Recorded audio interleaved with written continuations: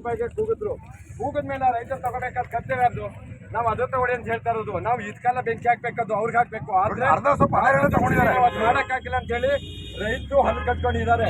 ಗೋಡ್ನೂರು ಏನ್ ಮಾಡ್ಬೇಕು ಅಂತಂದ್ರೆ ಹಾಲೇನೆ ಬೀಜ ಕೊಟ್ಟವ್ರೆ. ಈ ಮಾರ್ಕೆಟ್ ಸರ್ ಇದು ಕ್ಲೋಸ್ ಆಗ್ಬೇಕಾದ್ರೆ ಇನ್ನು 3 ತಿಂಗಳು ಬೇಕು. 3 ಗೋಡನ್ನು ಖಾಲಿ ಇಲ್ಲ. ಮತ್ತೆ ಗೊಬ್ಬರ ಸ್ಟಾಕ್ ಹಾಕ್ಬೇಕು. ಮತ್ತೆ ಗೊಬ್ಬರ ತರಬೇಕಾದ್ರೆ ಅವ್ನು ಏನ್ ಮಾಡಬೇಕು, ಹೊರಗಡೆಯಿಂದ ತಂದು ಹಾಕ್ಬೇಕು. ನೀವು ಬೆಳೆಯಕ್ಕೆ ತಗೊಂಡು ಏನಾದ್ರೆ ತಗೊಂಡ್ಬಿಡಿ, ಮುಂದಕ್ಕೆ ಸ್ಟಾಪ್ ಮಾಡಿ, ಬೇಡ ಮುಂದಕ್ಕೆ ನಿಲ್ಸಬಿಡಿ. ಬೇಡ ಬ್ಯಾಂಕಲ್ಲಿ ಏನಾಗಿದೆ ಅಂದ್ರೆ ಬ್ಯಾಂಕ್ಗಳಲ್ಲಿ ಅವರು ಲೋನನ್ನು ತೀರ್ಸಕ್ಕಾಯ್ತಲ್ಲ.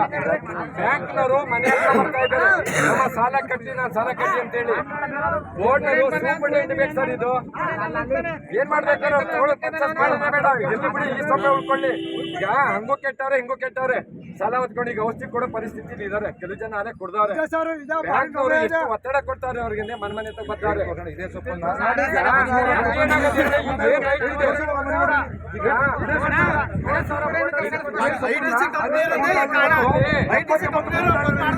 ಏನಾಗಿದೆ ಅಂದ್ರೆ ಸಣ್ಣ ಪುಟ್ಟ ಕಂಪ್ನಿ ಇಲ್ಲ. ಸೂಪರ್ಡೆಂಟ್ ಇದ್ದಾರೆ ಏನ್ ಗೊತ್ತಾ, ಲೆಕ್ಕ ಕರ್ಕೊಂಡಿಲ್ಲ. ಸೂಪರ್ಡೆಂಟ್ ಬೋರ್ಡ್ ಆಫ್ ಕಸ್ಟಡಿ ಅಂದ್ರೆ ಕಸ್ಟಡಿಲಿ ಇರ್ಬೇಕಾದವರು ಐಟಿಸಿಯರು. ನೋಡಿ ರೈತರು ನೀವು ತಗೊಳ್ಳಿ, ಆಗಲ್ವಾ? ಮಾರ್ಕೆಟ್ ನೀವೇ ನಿಲ್ಸಿ, ರೈತರಿಗೆ ಸರ್ ಬೇಡ. ನಮ್ಗೆ ರೈಟ್ ಕೊಡ್ಲಿಲ್ಲ ಅಂದ್ರೆ ಮಾರ್ಕೆಟ್ ನಿಲ್ಸಿ, ಬಿತ್ತನೆ ಬೀಜ ನಿಲ್ಸಿ, ನೀವು ಬನ್ನಿ ಸ್ಟ್ರೈಕ್ ನಮ್ಮ ಜೊತೆ ಹೋರಾಟ ಮಾಡೋಣ.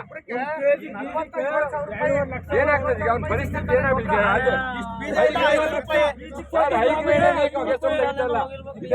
ಏನ್ ಮಾಡ್ತಾನೆ